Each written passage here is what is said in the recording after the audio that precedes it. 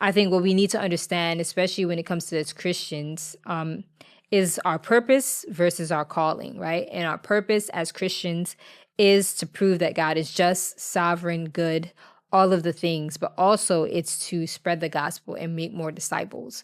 So that's one of the things that if you're not doing, it can make you really lukewarm. Because, like I said before, like sharing the gospel and all that stuff is part of being a Christian and being on fire for Christ, right? So that's our purpose. So when the world says they're looking for purpose, as a Christian, we know what our purpose is. So we don't got to be looking like them.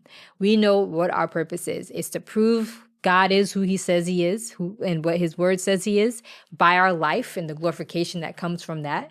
And also to spread the gospel and to make more disciples. That's our purpose. Now, your calling is going to change, and it can change. It can be the same. It can be multiple things. But the calling is really just like it goes hand in hand with your talents and your gifts and how God chooses to use that. But it also just ties into your purpose.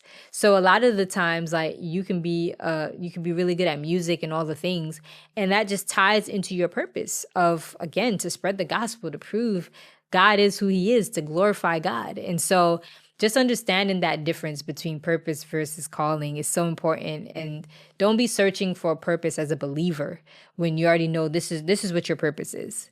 Now, your calling, this is where you might have to, again, you pray, you fast, you really seek God on what that is, and your hands will tell you a lot of the times too, like what you're good at, what are your spiritual gifts, what are your gifts and talents and skills.